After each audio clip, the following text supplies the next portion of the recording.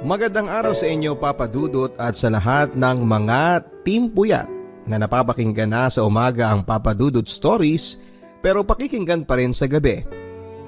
High school pa lamang kami ay paborito ka na namin, pero nakakatuwa na araw-araw ka pa rin napapakinggan. Meron pang exclusive story sa YouTube. Ang kwentong aking ibabahagi sa inyo ay nangyari po sa akin long time ago.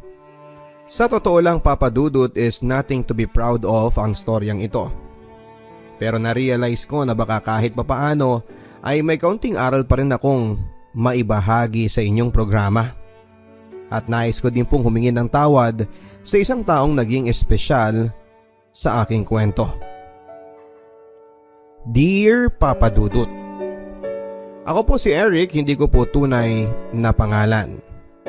At kasalukuyang nakatira dito sa Maynila. Ang story ko po, Papa Dudut, ay matagal ng panahon po nangyari. Siguro po ay mga nasa edad 16, going 17 pa lamang ako. Noong panahong hindi ko pa naiintindihan ang mga tama at mali sa mundo. Ang sabi nila kapag ganyang edad ay panahon pa ng curiosity at exploration, yung manghang-mangha ka sa lahat ng mga bagay sa mundo. Sa katunayan, Papa Dudut, ay curious ako noon sa kung ano nga ba ang pakiramdam kapag naging miyembro ka ng isang gang. Ang sabi nila, kapag member ka daw ng isang gang ay protektado ka. Hindi ka basta-basta magagalaw ng kahit na sino dahil alam nila na may mga tropa ka na tutulong sa'yo para balikan kung sino man ang nakaaway mo. At dahil dito ay naengganyo ako, Papa Dudut, na sumama sa isang gang sa lugar namin. Bilang miyembro ay kailangan mong pagdaanan ang ilan sa mga seremonyas at pagsubok na lahat naman ay naipasa ko. Dito ko rin nakilala sina Christian at Pong, mga kapwa ko menor de edad, pero handang masaktan at harapin ang mga pagsubok maging gang member lamang. Marahil ay nagtataka kayo kung bakit sa murang edad ay ganito na ako mag-isip, Papa Dudut. Pakiramdam ko kasi ng mga panahon na yon ay walang ibang nagmamahal sa akin. Ang nanay ko ay isang Japayuki.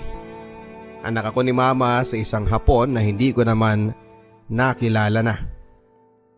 Nakatira lamang ako sa bahay ng tita kong bakla na nagtatrabaho bilang staff sa kabilang barangay. Pinag-aaral ako ng nanay ko dahil galante ang tatay ng mga stepsisters kong mga legit na Japanese dahil hindi na sila marunong magtagalog. Buwanan silang nagpapadala ng pera pero madalas ay inuubos ko lang ang pera sa pag-standby at pag-iinom. Madalas akong absent, Papa Dudut. Para saan pa ang pag-aaral ko kung wala naman akong dahilan para gawin yon ng maayos? Okay na ako na may perang buwanang dumarating sa akin. Total ay yun naman ang depenasyon ng nanay ko ng pagmamahal. Pera-pera lang. Si Christian naman ay kapitbahay ko, ay anak ng nanay niya lang. Wala din kasi siyang tatay at ang sabi-sabi ay pokpok daw ang nanay ni Christian na nabuntis ng lalaking hindi nito kilala. Si Pong naman ay adik ang mga magulang. Parehong lulong sa drugs at kapag walang mahit-hit ay si Pong ang pinag-iinitan. Kaya ayon, mas pinili ni Pong na huwag na lamang umuwi sa kanila at sa kung kani-kaninong bakla nakikitulog at nakikipagrelasyon. Silang dalawa ay ang mga naging batchmate ko sa mga bagong recruit sa gang at sila ding dalawa ang mga naging close ko sa mga barkada. Para bang mga kapatid na ang naging turingan namin sa isa't isa. Isang araw ay may bagong tayong parlor sa aming lugar. At dahil bagong parlor ay may bagong tatambayan na naman si Pong. Kilala kasi si Pong sa lugar namin bilang tirador ng mga bakla. Magpapakyut lang si Pong, may 150 agad siya. May sapatos, damit o kaya naman ay bagong motorsiklo. Doon kasi nakuha ni Pong yung mga kung ano ang meron siya. sa pamamakla, bagay na hindi naman niya kinakahiya, at sa katunayan ay proud pa nga siyang ikwento kung anong ginawa niya para lamang magkapera. Natatawa na lang kaming dalawa ni Christian kapag nagsishare sa amin si Pong kung paano siya nagkaroon ng easy money nang dahil lamang sa bakla. Baka naman magkatulo kanyan pre, pantutokso sa kanya ni Christian. Matibay to tol, syempre nag-iingat tayo. Kaya nga may condom baka mamaya magka-aida pa ako. Pagtatanggol naman ni Pong sa sarili niya. Aida ang tawag namin noon sa AIDS. Ako naman papadudot ay patawa-tawa lang na nakikinig sa kanila. Opening day ng bagong tayong parlor sa lugar namin, kumatok sa bahay ko sina Christian at Pong at may dalang pansit, ulam, Shanghai at barbecue pa. Saan to galing? Tanong ko. Saan pa kundi dun sa mga bakla sa kanto. Nagpa-blessing sila ng pwesto nila. Kaya pagkalis ni Father, sumalisi kaagad kami. O eto may take out pa. Etong fried chicken, bigay ni Steve, yung bagong jojowain ni Pong. Natatawang sabi pa ni Christian. Sira ulo, pagsusuway naman ni Pong kay Christian. Pare, tinatanong ni Steve kung pwede ka daw dumalaw mamaya sa kanila. Libre, gupit ka daw. Seryosong sabi ni Pong sa akin. Paano naman niya ako nakilala? Tanong ko. Nakikita ka daw niya madalas na dumadaan dun sa salon nung ginagawa pa lang. Kasi siya ang manager noon.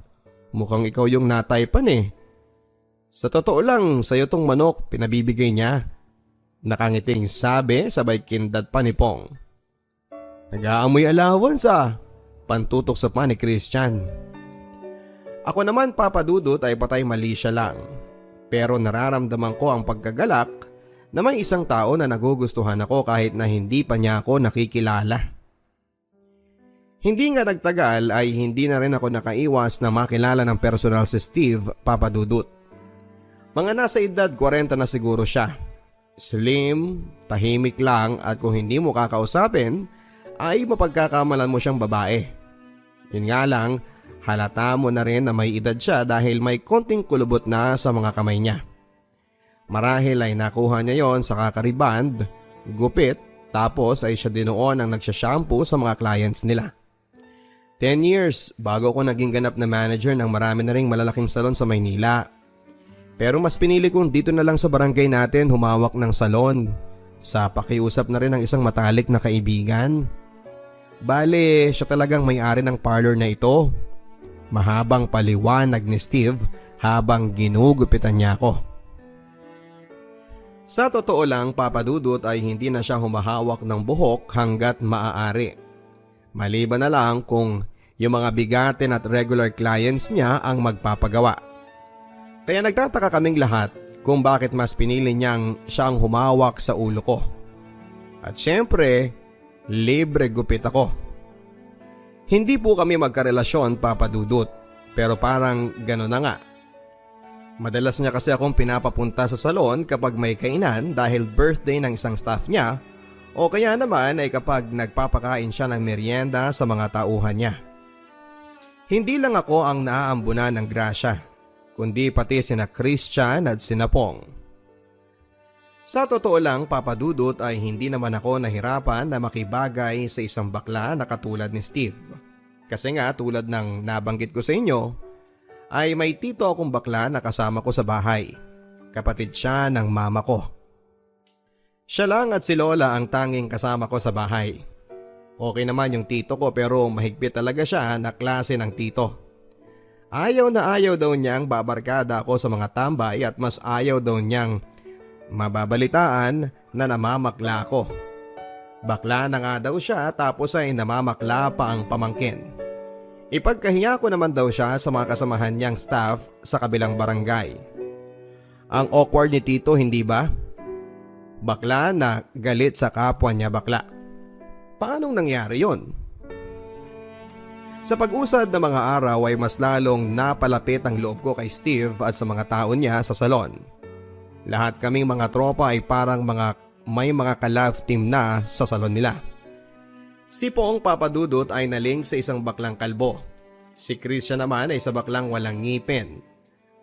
At ako naman, hindi man nila matukso, ay si Steve naman ang naliling sa akin. Alam nilang lahat na ako ang apple of the eye ni Steve. Tahimik na bakla kasi si Steve Papadudut. Yung bang magdadalawang isip ka na tuksuhin siya o pagtawanan dahil para siyang babaeng kumilos. Nang mga panahon na yon ay madalas kong nakakausap sa gabi at nakaka-text si Steve. Sari-sari ang mga pinag-uusapan naming problema ko sa buhay. Pagiging salungat namin ng tito kong bakla, yung kakulangan ko ng atensyon sa nanay ko na hindi ko din ka-close at kung ano-ano pa. Isang araw Papadudot ay napatrobol ang gang namin ni Pong at Christian. Sa totoo lang ay hindi naman kami direktang kasali sa away. Pero dahil nga sa miyembro kami ng gang, ay pinag-iingat kami mga kagrupo sa maaaring ganting balik daw na gawin sa sinumang member sa amin. Nang mga panahon na yon ay uso pa ang paggamit ng sumpak. Alas 7 ng gabi habang nakatambay kami sa tapat ng salon ni Steve, ay isang malakas na putok ang umalingaw-ngaw. Bumagsak kaagad si Pong sa aming harapan. Tinamaan ng sumpak mula sa grupo ng kabataan na hindi namin namukhaan. Laking pasasalamat na lang namin dahil umabot pa ng buhay sa ospital ang noon ay nag-aagaw buhay na si Pong. Ganon pala kapag malapit ka nang mamatay Papadudut. Ang una mong pangalang sasabihin ay pangalan ng taong malapit sa'yo. Yung kasi ang narinig ko kay Pong, pangalan nung baklang jowa niya. Parang comedy sa akin yon Papadudut. Kasi bakit hindi man lang Lord o kaya naman ay pangalan ng nanay niya. Parang pang pelikula. Pero pangalan ng bakla yung narinig kong sinabi niya. Matapos ang ilang buwan ay tuluyan namang nakarecover na si Pong mula sa kamalasang inabot niya. Nagpalamig muna kami sa paglabas-labas at tanging sa loob ng salon na lamang kami tumatambay o kaya naman ay sa bahay namin para safe. Ang huling balita ay nahuli na yung lalaking namaril ng sumpak kay Pong. Pero dahil na rin sa pangyayari ay lagi na akong pinagagalitan ng tito ko sa tuwing nababalitaan niya na nagpupunta ako kina Steve. Gusto mong may skandalo ko yung matandang baklang yon? Kapag umulit ka pang tumambay sa parlor nila ha? Sumisigaw na sermo ng tito kong bakla sa akin. Ako naman sa tuwing nagagalaiti siya ay tumatahimik na lamang ako para iwas sa paglala ng gulo. Kapag nakangatwiran kasi sa kanya ay mas lalo siyang nagagalit. At dahil madalang na nga kaming nakakadalaw kina Steve ay iba naman ang pinagkabalahan ng tropa namin. Mga babae naman. Dito na ako unang nagka-GF na itago na lang natin sa pangalang Jelay. Sexy, maganda, makinis at parang si Jelay Andres. May nangyari na rin sa amin isang beses pero kamalas-malasan ay nahuli pa kami ng tito ko. Dahil dito ay katakot-takot na sermon ang tinanggap ko mula sa kanya. Huli kasi sa akto na nagsisex kami sa kwarto at si tito nga mismo ang nakakita. Pinaghiwalay kami dahil pareho kaming minor de edad ni Jelay. Sobrang sakit Papadudot na mawalay sa babaeng pinakamamahal mo. Kahit mama ko sa Japan ay galit na galit sa akin. Puputulin daw niya ang sustento ko kapag pinagpatuloy ko ang pakikipagrelasyon kay Jelay. Hindi pa ako handa Eric na magkaapo sa iyo ha. Palalayasin kita sa bahay kapag hindi mo tinigil yung pang-aano mo sa kapwa mo minor de edad. Naninigaw sa FaceTime na sabi ni mama. Madalang na nga lang kaming nag-uusap tapos eto magbabangayan pa. Mga isang buwan yata akong hindi pinalabas ng bahay. Tinakot kasi akong hindi nila ako bibigyan ng allowance kapag pinagpatuloy ko ang pakikipagkita ko kay Jelay. At makalipas nga ang isang buwan, paglabas ko nga ng bahay, lahat ay nag-iba. Pati ako nag-iba. Nalaman ko kasi na si Christian ang bagong boyfriend ni Jelay. at nagsisex sila. Dahil sa babae ay nagkagulo ang tropa. Si Pong ay nagtatago at nagpapagaling. Si Christian naman, kinana ang GF ko. Pero dahil naiisip ko na hindi naman worth it na habulin ko pa si Jelay, ay si Steve na lang ang pinuntahan ko. Wasak na ako, Steve. Hindi ako makapaniwala na gagawin sa akin ng tropa ko to. Naiiyak na sabi ko noon habang lasing na lasing. Si Steve naman ay matamang nakikinig lang sa akin. Matagal na panahon yata bago ako nakamove on ng tuluyan sa ginawang panloloko sa akin nila Jelay at ni Christian. Mabuti na lamang at nandyan lagi si Steve para umalalay sa akin sa panahon na wala akong makakausap at ibang matatambayan. Umuupa ng isang maliit na studio type si Steve, Papadudut. Mga isang sakay lang mula sa parlor at kung masipag-sipag ka ay pwede mong lakarin. Mga 4 na kanto lang yon. Sa tuwing naiinip ako at wala akong magawa sa bahay ay kina Steve ako madalas na tumatambay. At madalas ay doon na rin ako natutulog. Pero wala pong nangyayari sa amin ha. Hindi po kasi ugali ni Steve ang magparamdam na gusto niya yon. Tahimik lang siya na nakikinig at nag-a-advise sa akin. Para ko na siyang ate na handa laging umalalay sa oras na kailangan ko ng makakausap. Nawiwili lang ako makitambay sa bahay niya kasi mahilig siyang magluto at sa kanya din ako nagpapalaba ng mga uniform ko sa school. May libreng wifi pa. Salamat kay Steve dahil kahit papaano ay nakakalimutan ko na rin ang mga naging problema ko. Pero akala ko lang pala yon. Isang araw ay nakarating sa akin ang balitang buntis si Jelay. At syempre, si Christian ang ama.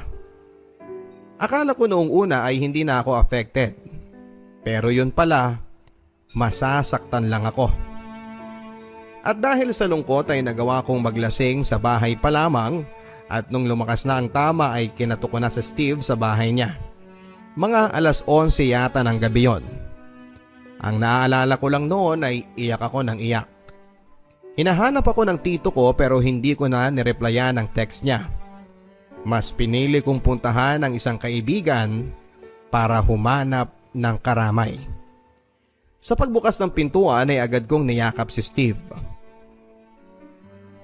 Mamang Steve, iyak lang ako ng iyak at hindi ko na nagawang ikwento sa kanya ang lahat. Ang alam ko ay na-blackout na ako at konting detalye na lamang ang naaalala ko. Hubad ako at alam ko na hinubaran ko din si Steve pero naaalala kong tumatanggi siya.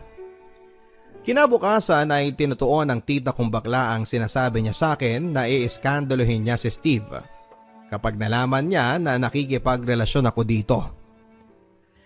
Papadudut, wala po kaming relasyon ni Steve. Pero dahil na rin sa ilang mga sumbong na nakarating sa tito kong bakla, ay pinabarangay niya si Steve.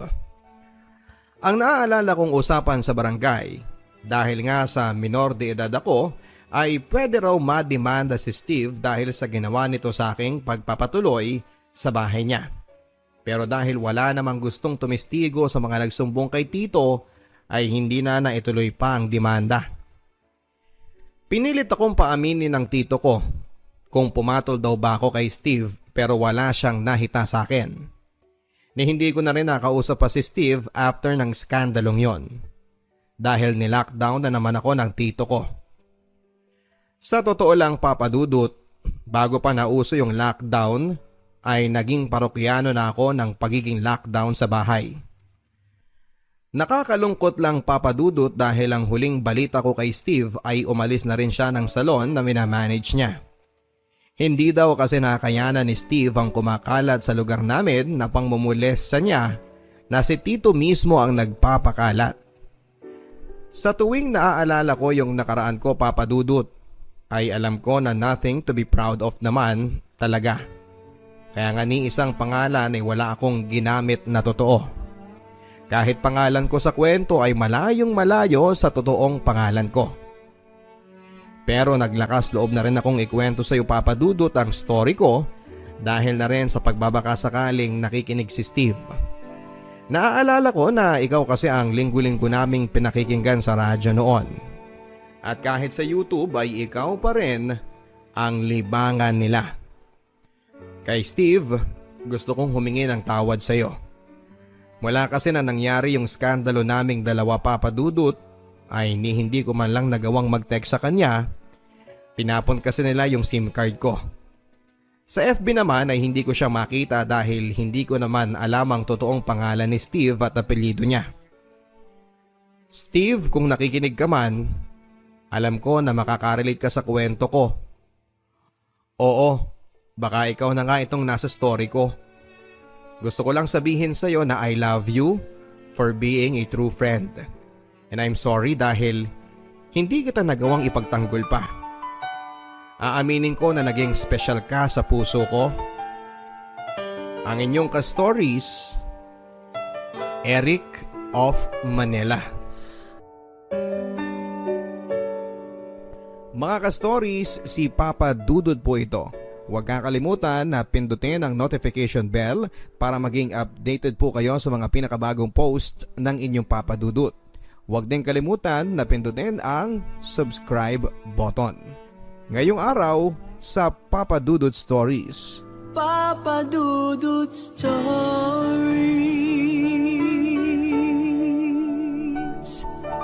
Mga ka-stories, ang kwentong aking babasahin ay mula sa ating sender na nagpapatago po sa pangalang Jonah. May tanong po si Jonah. Tulad niya ay pwede ka bang ma-in love sa isang tao na hindi naman mayaman? Pero alam mo na handa kanyang samahan sa hirap man o sa ginhawa. Dear Papa Dudut, magandang araw sa iyo Papa Dudut at sa lahat ng mga tagapakinig mo via online. Tawagin niyo po ako sa pangalang Jonah. Hindi ko po tunay na pangalan. 28 years old at tubong Olonga po. Pero dito na po ako naninirahan sa Pangasinan kasama ng anak ko. Kung sa pisikal na itsura po ang pagbabasehan, Papa Dudut, ay hindi naman po sa pagbubuhat ng sariling bangko. Pero madami po ang nagsasabi na kahawigan ko daw po si Emma Watson. Siya po yung cute na leading lady ni Harry Potter sa pelikula. Amerikano po kasi ang tatay ko, Papa Dudut. Dahilan para lumabas sa pisikal na itsura ko ang kagandahang pang foreigner. At hindi po ako nahihiyang sabihin sa inyong lahat na si mama ko po ay dating GRO sa Gapo. At kung hindi niya inalay ang bulaklak niya sa isang Amerikano, ay malamang ay hindi ako mabubuhay sa mundong ito. Biro lang po Papa Dudut, pero naging vocal naman po kasi sa akin si mama sa biruan namin yon. Hindi ko makakalimutan ang kabataan ko, Papa Dudut. Maraming mga kapitbahay at mga kamag-anak namin noon ang giliw na giliw sa akin. Naaalala ko pa nga na madalas akong isali ni mama noon sa kung ano-anong klaseng contest. Singing contest, dancing at pati acting ay sinalihan ko na rin. May pagkaloka-loka din kasi si mama.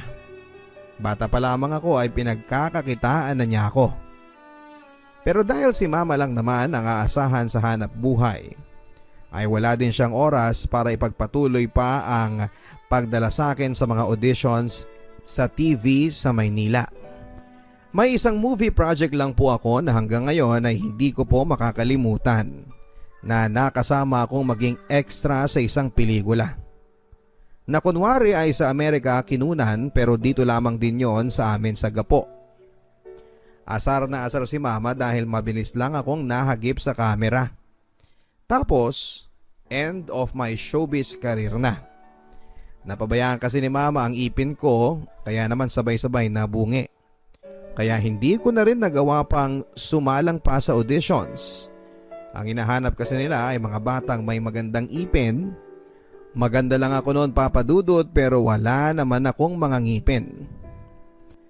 Sa pagtagal ng panahon ay nasanay na lamang ako na kung sino-sinong mga kamag-anak ni mama ang nag-aalaga sa akin.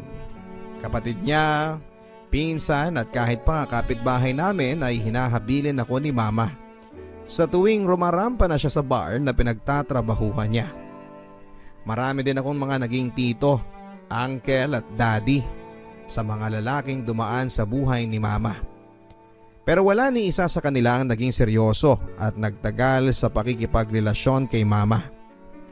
Nabubuking kasi ni mama na karamihan sa kanila ay may mga sabit na rin. After 10 years ay unti-unti na rin kumupas at nawala ng asim sa mga customers si mama. Nag-retire na rin siya at the age of 40 plus. Nag-focus na lamang siya sa pagtitinda ng mga Tupperware, Avon at kung ano-anong networking company pa ang kinabaliwan niya. Natatandaan ko pa nga na lagi niyang sinisigaw noon ng power kapag nakikita niyang tinatamad akong pumasok sa eskwela. Flashback tayo sa panahon na nag-aaral na ako sa high school.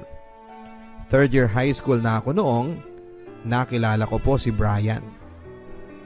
Guwapo, moreno, hindi katangkaran pero malakas talaga ang appeal at sa katunayan ay marami talaga ang nagkakagusto sa kanya sa campus.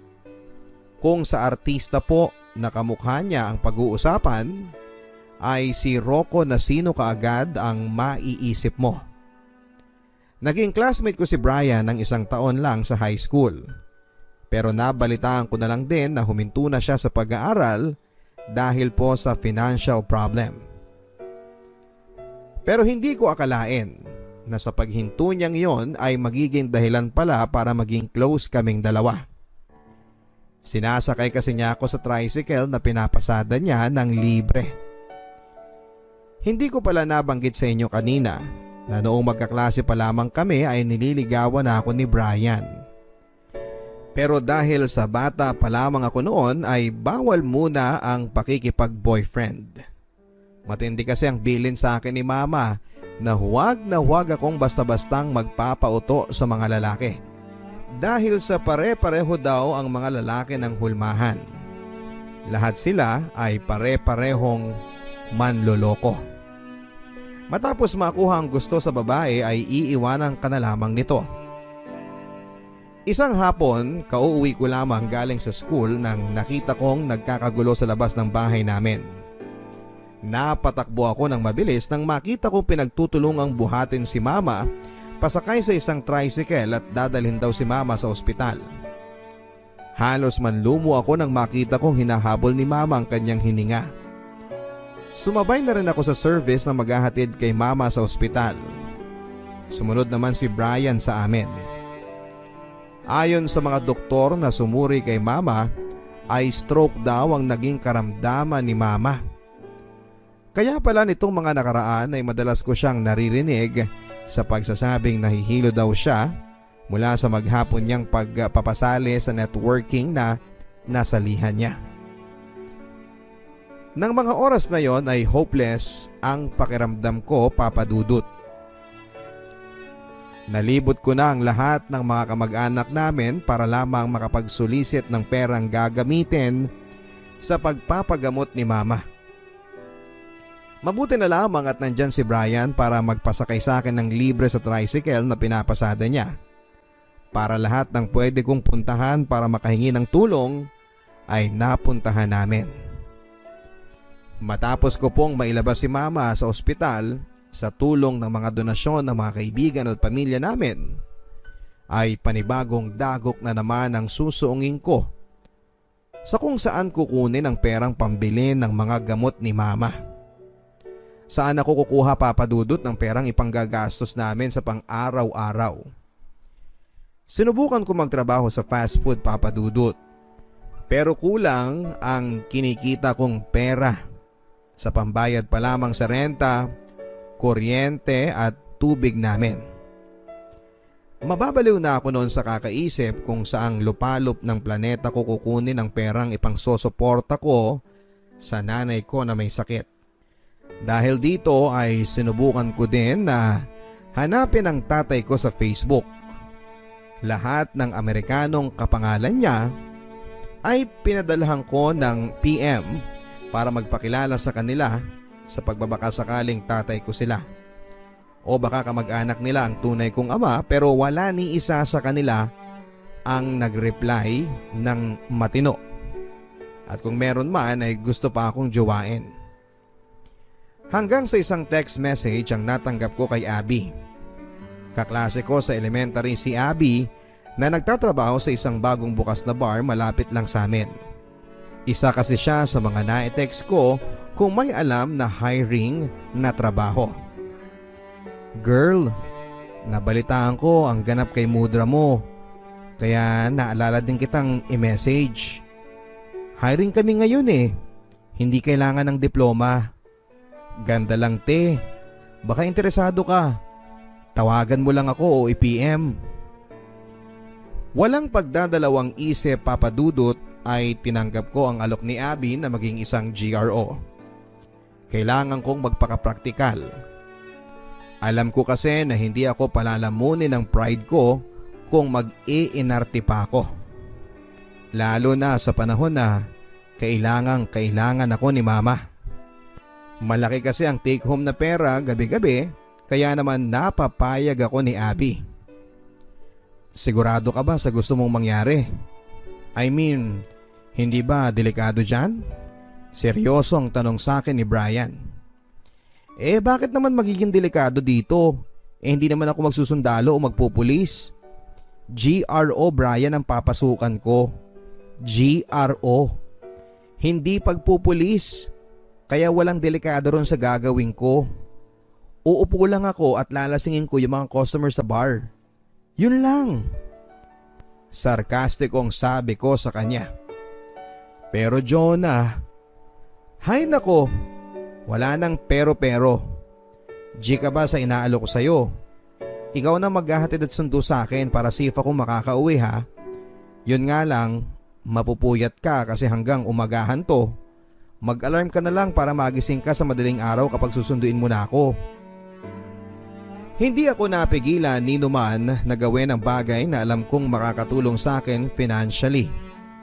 Kailangan kong maging maabilidad at mamamatay kami sa gutom ni mama kung hindi ako magiging matalino sa pagsosolve ng problema ko sa pera.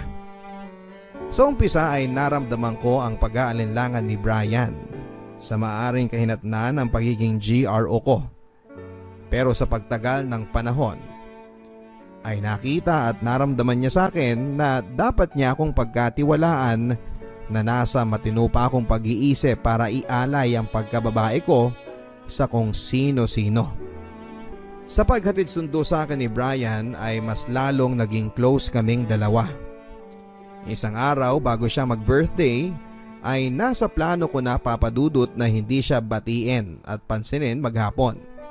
Nang sinundo na niya ako madaling araw sa araw mismo ng birthday niya ay naramdaman kong nagtatampo siya sa akin. I love you Brian. Hindi ko alam kung hindi niya lang ako narinig o talagang wala lang siyang paki sa akin. Ang sabi ko I love you pero suplado ka pala sa personal. Noon naman ay nakita kong napalingon na siya sa akin. Nakita ko na napangiti naman ito. Ihinto mo dyan sa may 7-Eleven. Ang sabi ko pa sa kanya. Agad naman siyang pumarada sa tapat ng 7-Eleven. Wait lang ha, ang sabi ko. Pero sa paglabas ko ay nakita ni Brian na may dala akong cupcake na may kandila pa sa ibabaw. Sinindihan ko yon at kinantahan ko siya ng happy birthday. Sabay sabi ko rin sa kanya ng I love you. Brian, wala akong na-ready na material na bagay ha. Pero may mamahaling regalo pa rin akong ibibigay sa'yo. Yung mamahalin din kita forever. I love you. Sinasagot na kita.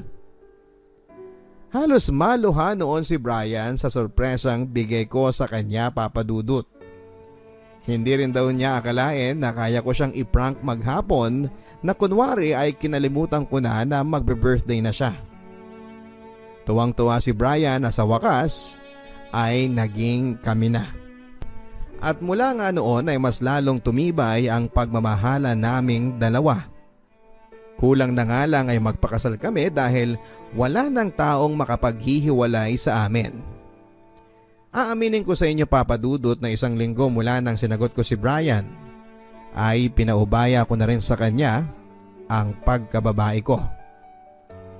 Ibinigay ko na sa kanya ang flower ko. Yun ang biruan naming dalawa. At hindi naman ako nagsisisi na pumayag ako na angkinin niya ang pagkababae ko.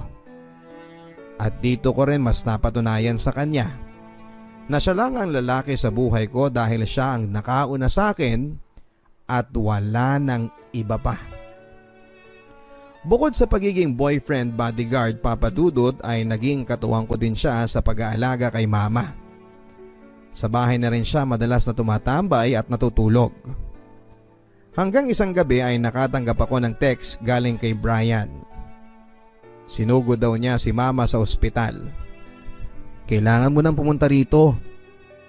Hinahanap ka ni mama bago siya nawalan ng malay. Matapos kong mabasa ang text na yon ni Brian ay dali-dali na ako nagpaalam sa boss ko para mag-early out. Pero hindi niya ako pinayagan at kailangan ko daw tapusin ang oras ng pag-table ko sa Koreanong customer namin. Umiiyak na ako noon habang nagmamakaawa. Pero hindi pa rin nila ako pinakinggan. Hanggang sa maisipan kong i-text na lamang si Brian na sunduin ako sa exit ng bar.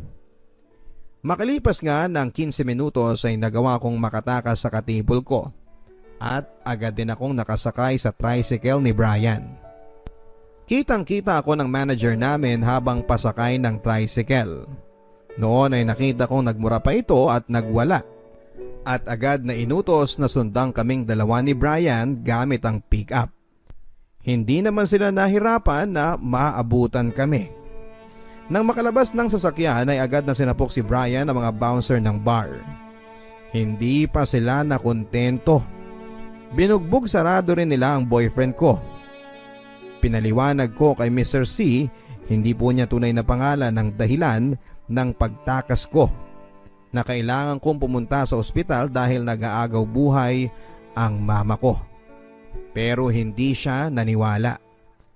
At dahil ayaw ko pa rin sumama sa kanila pabalik ng bar, ay pinagbuntungan nila ng galit si Brian. Bugbog sarado sa kanila si Brian. At hindi pa nakontento si Mr. C. Pinaso niya ang ari ni Brian. Awang-awa ako noon kay Brian, Papa Dudut, pero wala akong magawa kundi ang umiyak na lamang at magmakaawa na ihinto nila ang pagpapahirap sa boyfriend ko. Mukhang nakadrag silang lahat sa walang awa nilang pagpapahirap kay Brian. Pasalamat na lamang kami sa Diyos dahil may napadaang mobil ng mga tanod. Kaya nakakuha ko ng tiyempo para sumigaw at humingi ng saklolo. Napatakbo na lamang silang lahat papasok ng pick-up nila para takasan ang ginawa nilang kalokohan kay Brian. Habang inihahatid nila kami sa ospital, ay kumuha pa ng impormasyon sa amin ng mga tanod para daw maitawag sa pulis ang ginawang pagkursunada sa amin. Pero mas pinili na lamang ni Brian na huwag ituro kung sino ang gumawa sa kanya nito. Naramdaman ko sa kanya, Papa Dudut, na gusto lang ni Brian na umiwas pa sa mas malaking gulo sakali mang balikan kami ng may-ari ng bar. Ako naman ay pinili ko na lamang na manahimik ng mga sandaling yon, bilang respeto sa naging desisyon ni Brian. Sa ospital ay agarang nabigyan ng karampatang gamot si Brian para sa paso niya at sa mga pasana na natamo niya. Nagigilty ako, Papa Dudut, sa mga nangyari kay Brian. Kung hindi sana ako nag-text sa kanya para sunduin niya ako, ay hindi sana siya naparusahan ng ganito. Pero nagpapasalamat pa rin ako kay Brian dahil sa kanya ay naabutan ko pang buhay si mama. Kinabukasan din noon, March 11, ay pumanaw na si mama dahil sa atake. Pero nagawa pa niya akong kausapin kahit na sandali. Sapat na raw sa kanya ang malaman na si Brian ang magiging katuwang ko sa buhay. Nagsorry din sa akin si mama dahil hindi daw niya ako nagawang bigyan ng komportabling buhay. Naiiyak na lamang ako noon habang sinasabi ko sa kanya na hindi mahalaga sa akin na maging mayaman. Ang mas importante sa akin ay ang makasama ko pa siya ng matagal. Pero yun nga, Papa Dudut, iniwan na niya ako ng tuluyan. Mahal na mahal kita, anak. Basta ipangako mo sa akin na mag-aaral ka. Ihinto mo na ang trabaho sa bar. Yun lang ang ilan sa mga importanteng nasabi sa akin ni Mama bago siya binawian ng buhay. Matapos mailibing ni Mama ay umalis na kami ng tuluyan sa Gapo. Yun ay para makaiwas na rin sa gulo, Papa Dudut. Kaya naman mas pinili namin na manirahan dito sa probinsya ni na Brian sa Pangasinan. Papa Dudut, nagawa ko po ang pinangako ko kay Mama na magbabalik po ako sa pag-aaral. Sa katunayan ay nakatapos po ako ng 2-year course na Hospitality and Restaurant Services. Sa tulong na rin ang suportang pinadala sa akin ng tatay kong Amerikano. Sa sobrang perang pinapadala niya sa akin ay nagawa ko din pong tulungan si Brian na makapagtapos din ng pag-aaral. Maswerte ako, Papa Dudut, na noong panahong humihingi ako ng tulong at hinahanap ko ang tatay ko sa Facebook ay isa pala sa mga nabigyan ko ng mensahe ay ang totoong tatay ko. Humingi din siya sa akin ng paumanhin sa nagawa niyang pagkukulang sa amin ni nanay. Sa ngayon, Papa Dudut, ay meron na po kaming isang anak at kinasal na rin po kami 5 years ago sa Huwes. Simpleng buhay lang po ang meron kami pero masaya naman ang aming pamilya. Si Brian ay kakatanggap lang po sa trabaho sa Dubai. Mga 6 months ago na po siyang nagtatrabaho doon sa isang restaurant at pinaplano na rin po naming sumunod ng anak ko sa daddy niya para doon na magtrabaho at magstay for good. Maraming salamat po sa inyo, Papa Dudut, at sa lahat ng inyong mga followers sa radyo at sa internet. Sana po ay na-inspire kayo sa kwentong aking ibinahagi. May tanong lang po ako sa inyong mga listeners, Papa Dudut. Tulad ko, pwede ka bang ma-inlove sa isang tao na hindi naman mayaman pero alam mo na handa kang samahan sa hirap man o sa ginhawa? Hanggang sa muli, ako po ang inyong ka-stories, Jonah ng Pangasinan.